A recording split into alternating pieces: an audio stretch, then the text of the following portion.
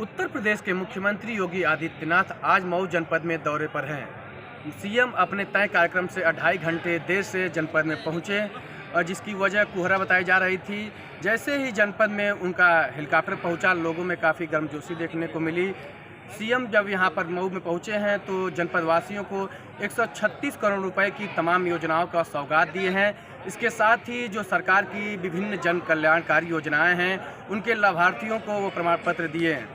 CM योगी जब मंच पर संबोधित करने पहुंचे तो उनका प्रथम जो शब्द था वो राष्ट्रवाद को ही समर्पित था। जो जनपद के राष्ट्र कवि श्यामानारायण पांडे हैं, उन्हीं को समर्पित करते हुए वह अपने संबोधन को शुरुआत किए। इसके साथ ही देश में चल रही सरकार की विभिन्न योजनाओं के बारे में बात किए और जो देश में भ्रष्टाचार सहित जो सरकारी योजनाएं संचालित हो रही हैं, उन पे चर्चा किए। सीएम के संबोधन में सबसे बड़ी बात गौर करने वाली थी कि किसानों को लेकर के उन्होंने अपना संबोधन दिया। इसके साथ ही सीएम ने बताया कि जो केंद्र सरकार ने नए 3 कानून पारित किए हैं, वह किसानों के समर्थन में है। किसानों को जो है बाजार में जो उनको एक गुलामी थी, उनसे मुक्ति मिली है। लेकिन यहाँ पर जो मौजूद व्यक्ति थे वो अधिकांश भाजपा के कार्यकर्ता थे या सरकारी कर्मचारी थे। तो सीएम के संबोधन में किसानों के बारे में बोला गया, लेकिन यहाँ सुनने वाला कोई किसान नहीं था।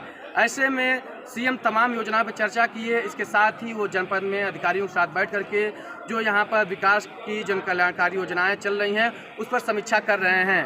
अब देखते हैं सीएम को जो जनपद के विकास के बारे में कितनी हकीकत पता चलती है या केवल फाइलों या अधिकारियों के मीटिंग में ही अपना समय गंवा देते हैं। आप देखेंगे तो पूरे सीएम का जो कार्यक्रम लगा था, एकाएक लगा था, जिसकी तैयारियां 36 घंटे पहले शुरू की गई थी। जनपद के अधिकारियों में काफ़ी भागम था। रातों रात यह मंच तैयार किया गया। भीड़ जुटाने के लिए तमाम सरकारी कर्मचारियों को बुलाया गया, लेकिन उसके बावजूद भी भीड़ नाम मात्र रही। ऐसे में अब देखना है कि सीएम योगी आदित्यनाथ में जो विकास की परियोजनाएं यहाँ पर लाए हैं, वह जनपद में सुचारू रूप से जमीन स्तर पर उतर पाता है। इसके साथ ही सीएम योगी आदित्यनाथ ने पूर्वांचल एक्सप्रेसवे की चर्चा की।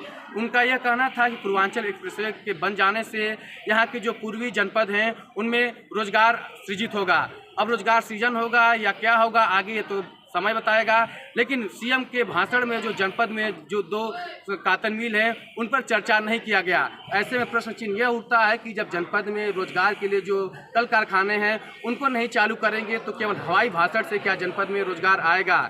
इसके साथ ही यह गौर देने वाली बात है कि जनपद में जो अभी ये शिलापट लगे हैं, ये शिलान्यास हैं, अब ये इस सरकार में बन पाते हैं, क्योंकि जो सरकार का कार्यकाल है 1 वर्ष ही बचा हुआ है। तो अब ये जमीन पर उतरेगा, क्या होगा, ये तो आने वाले समय में पता चलेगा।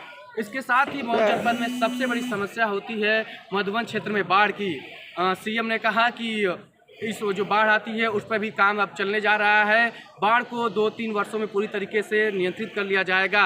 अब इस पर भी सवाल उठता है कि अब आने वाले समय में ही बताएगा कि बाढ़ नियंत्रित हो पाता है। ईटी भारत के लिए अभिषेक सिंह, मऊ।